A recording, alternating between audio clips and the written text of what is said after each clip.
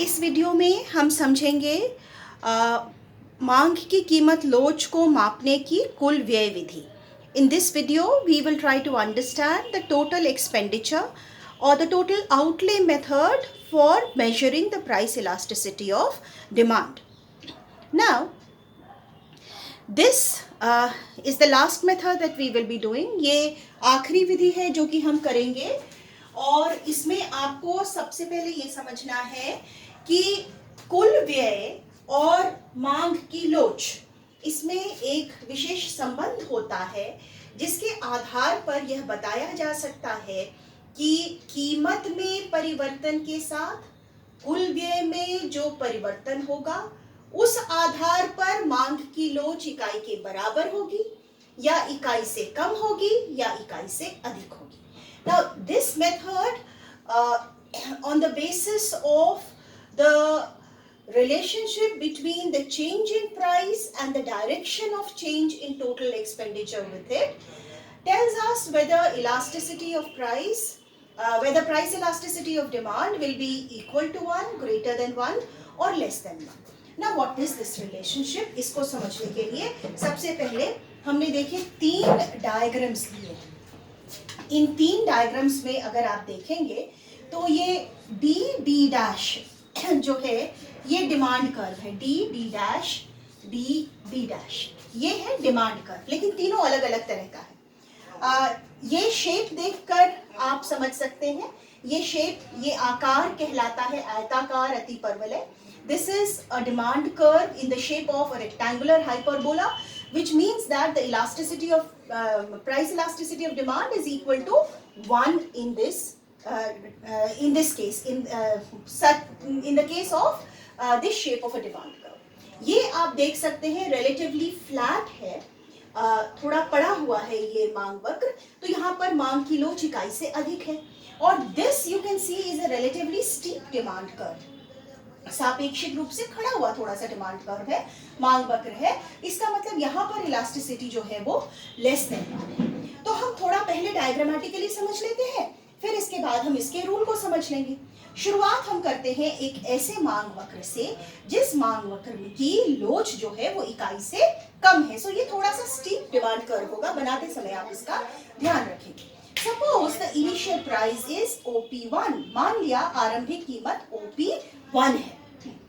इसका मतलब मात्रा कितनी होगी जब कीमत OP1 के बराबर है P1 से. इसका मतलब मांग जो है वो OQ1 के बराबर होगी.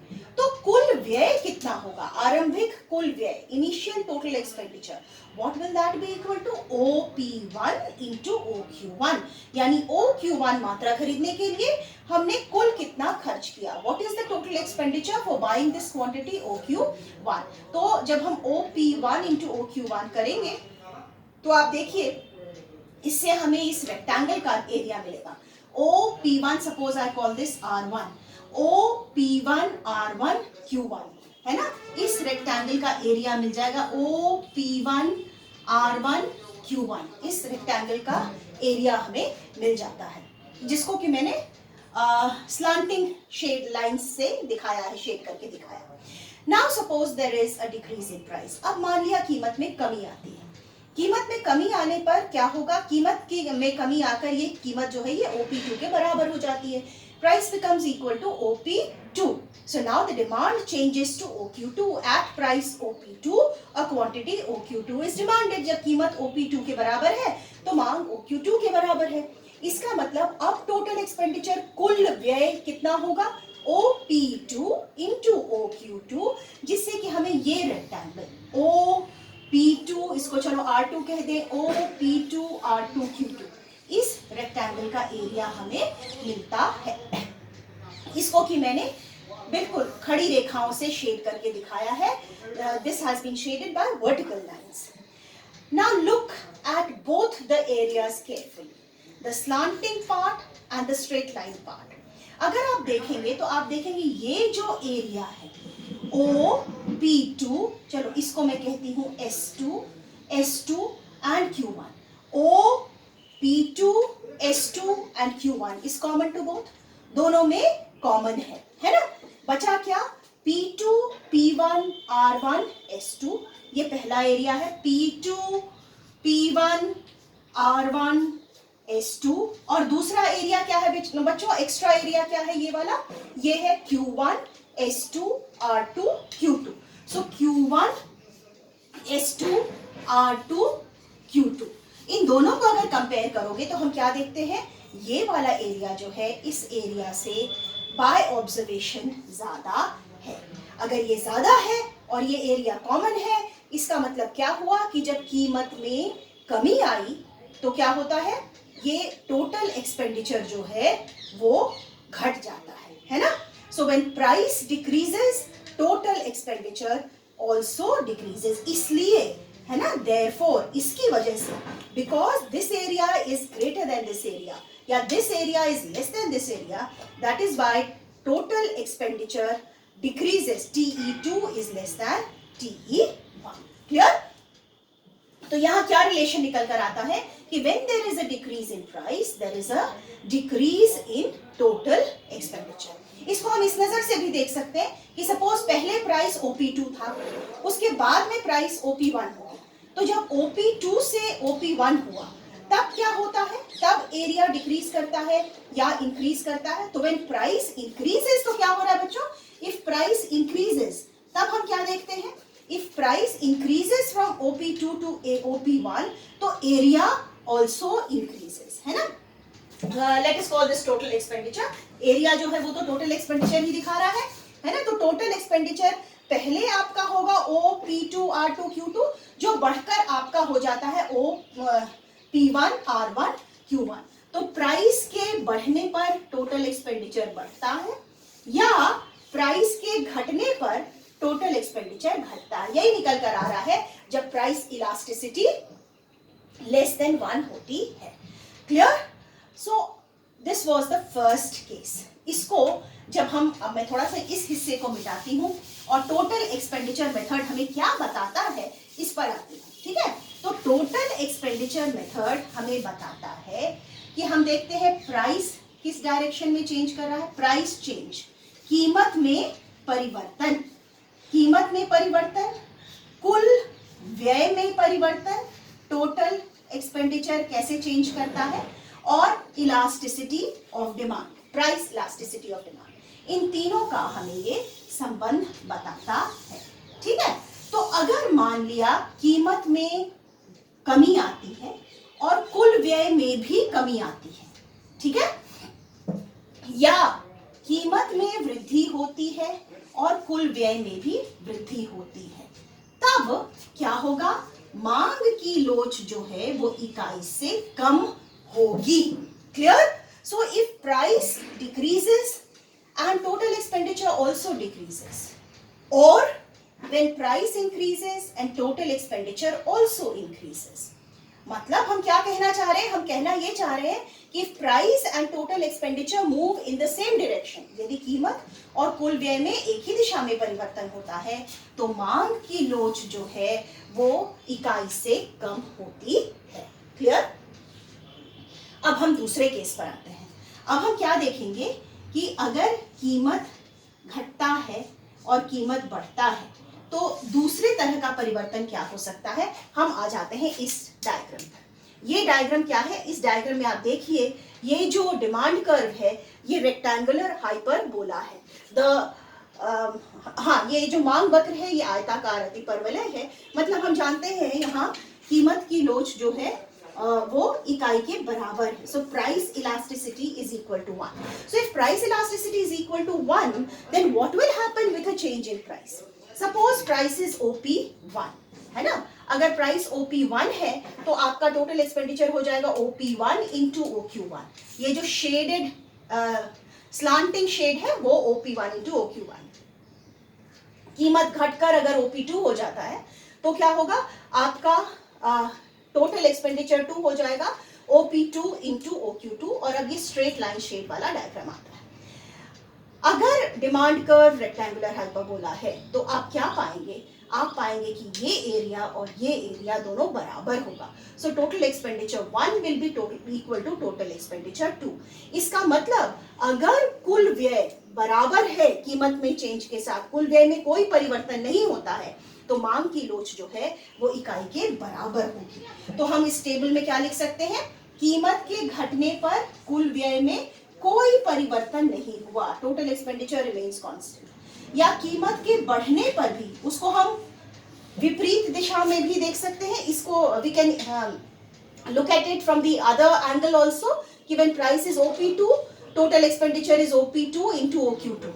When price increases to OP1, then total expenditure changes to OP1 into OQ1. Look at it either way, your total expenditure remains the same, and when total expenditure remains the same, then price elasticity becomes equal to 1. Okay? So, I rub this off, और इस relationship को before coming to the third part of it, let us draw another diagram to explain the change in total expenditure with a change in price. इस method को describe करने के लिए एक और डायग्राम को यूज किया जाता है जो हम अब यहाँ बनाते हैं, कि कीमत के अगर मान लिया हम टोटल एक्सपेंडिचर ले रहे हैं एक्स एक्सिस पर और कीमत लेते हैं हम वाई एक्सिस पर, तो अभी तक जो हमने बनाया है टेबल में लिखा है, उस टेबल उसको हम ड्रॉ करके देखते हैं कि इस ग्राफ में ये कैसा नजर आएगा। तो हमने यहाँ क्या देखा है, कीमत के घटने पर टोटल एक्सपेंडिचर घटता है, कीमत के बढ़ने पर टोटल एक्सपेंडिचर बढ़ता है ना। So if both move in the same direction, if both move in the same direction, तो इन दोनों के बीच की रेखा कैसी होगी, अपवर्ड स्लोपिंग होगी, ऊपर की ओर बढ़ती हुई होगी, और ऐसे केस में क्या होगा, प्राइस इलास्टिसिटी 1 के बराबर होगा। दूसरे केस में क्या है, हम देख रहे हैं कि कीमत बढ़े या घटे, कुल एक्सपेंडिचर कांस्टेंट रहता है। तो कीमत बढ़ता जाए, टोटल एक्सपेंडिचर हमारा एक पॉइंट पर कांस्टेंट रहेगा। इसका मतलब टोटल, ये जो रेखा है टोटल एक्सपेंडिचर को शो करती है, बिल्कुल स्ट्रेट लाइन होगी। तो इस दौरान प्राइस इलास्टिसिटी जो है वो इक्वल टू 1 होगा।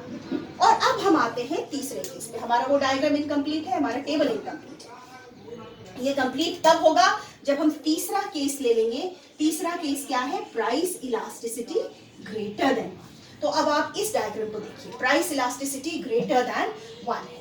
सपोज आरंभिक कीमत OP1 है, मान लिया suppose initial price is OP1। So what is total expenditure 1? Total expenditure 1 will be equal to, ये जो स्लांटिंग शेड से हम दिखा रहे हैं, हर जगह मैंने उसी तरह से दिखाया है, इसलिए यहाँ नहीं लिखा है। सो OP1 R1 Q1, ये हमारा टोटल एक्सपेंडिचर 1 हो जाएगा। Suppose price decreases to OP2, मान लिया कीमत घटकर OP2 हो जाती है, तो टोटल एक्सपेंडिचर या कुल व्यय अब कितना हो जाएगा, OP2, इस पॉइंट को मैंने कह दिया R2 और Q2, तो ये स्ट्रेट लाइन शेड वाला रेक्टेंगल हो जाएगा। दोनों रेक्टेंगल्स को कंपेयर कीजिए, ये एरिया जो है ये कॉमन है दोनों में, ये rectangle OP2 S2 Q1 common है। एक्स्ट्रा क्या है, ये शेडेड एरिया इतना और ये shaded area, it's clearly visible कि this is greater than this, है ना, कि ये एरिया जो है ये इस एरिया से अधिक है। इसका मतलब क्या हुआ कि टोटल एक्सपेंडिचर जो है वो बढ़ गया, TE2 is greater than TE1। इसका मतलब जब कीमत घटा तो क्या हुआ, टोटल एक्सपेंडिचर बढ़ गया। So we write it down over here, when price decreases, total expenditure increases. Look at it from the other angle। इसको अब हम दूसरी दृष्टि से देखते हैं कि मान लिया आरंभिक कीमत OP2 थी, suppose initial price was OP2, then my total expenditure was this entire area, है ना, TE2। अब अगर प्राइस बढ़कर OP1 हो जाता है तो क्या हुआ, ये हमारा total expenditure OP1 into OQ1 हो जाएगा, ये एरिया हो जाएगा। इसका मतलब क्या होगा कि प्राइस के बढ़ने पर टोटल एक्सपेंडिचर घट जाएगा, है ना, प्राइस के बढ़ने पर टोटल एक्सपेंडिचर घट जाता है। And in that case you see this demand curve happens to be a flat demand curve. ये जो मांग की रेखा है ये बिल्कुल पड़ी हुई रेखा है और यहाँ इलास्टिसिटी ग्रेटर देन 1 होता है। इसका मतलब if price and total expenditure move in opposite directions, यदि कीमत और कुल व्यय विपरीत दिशाओं में परिवर्तित होते हैं तो मांग की लोच इकाई से अधिक होती है। Let us come to that diagram ultimately finally. तो हम क्या देखते हैं, अगर कीमत और कुल व्यय विपरीत दिशा में बढ़े तो लाइन कैसा होता है, ग्राफ अगर हम बनाएंगे तो ये स्ट्रेट लाइन डाउनवर्ड स्लोपिंग होगा और इस हिस्से में जो कीमत लोच है वो 1 से अधिक होगी, it will be greater than 1। तो कुल व्यय विधि हमें यही बताता है कि जब हम कुल व्यय और कीमत की तुलना करते हैं तो उनके परिवर्तन की दिशाएं हमें ये बता देती हैं कि मांग की लोच इकाई के बराबर होगी, इकाई से कम होगी या इकाई से अधिक होगी। So the total expenditure method tells us that if we compare the direction of change and the direction of price, if we compare the direction of change of total expenditure and of price, then we can state whether the elasticity of demand is less than 1, equal to 1 or greater than 1. इस diagram को हम कभी-कभी total expenditure अगर हम y axis पे ले लें तो ये डायग्राम इस तरह का नजर आएगा। सपोज मैंने टोटल एक्सपेंडिचर y एक्सिस पर ले लिया और कीमत को मैंने x एक्सिस पर ले लिया, तो ये कैसा हो जाएगा, वो सेम डायरेक्शन इस तरह की रेखा होगी। टोटल एक्सपेंडिचर रिमेन्स कांस्टेंट, इस तरह की रेखा होगी। ऑपोजिट डायरेक्शन इस तरह की रेखा होगी, है ना। So price elasticity less than 1, price elasticity equal to 1 and price elasticity greater than 1. So this is all about the total expenditure method for measuring elasticity of demand. कुल व्यय विधि के बारे में इतना ही, और याद रखिएगा इस विधि से हम सिर्फ इतना बता सकते हैं कि मांग की लोच इकाई से कम होगी, उसके बराबर होगी या उससे अधिक होगी। Remember, with this method we can only state whether elasticity will be less than 1, equal to 1 or greater than 1. We cannot give the exact measure of elasticity using this method. इस विधि के प्रयोग से हम मांग की लोच का एग्जैक्ट माप नहीं दे सकते हैं।